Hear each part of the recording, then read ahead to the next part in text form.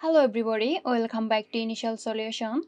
In today's tutorial, I will show you how to fix TikTok search bar not showing. So let's have a look now. To fix this problem, open your TikTok application. Then click on Profile at the bottom right corner of your screen. Then click on these three lines. Click on Settings and Privacy.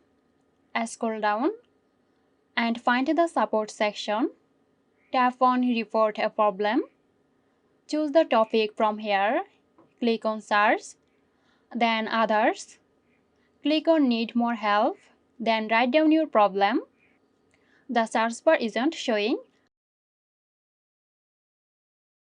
If you have a screenshot, then tap on the image and attach the screenshot. You can also add a video.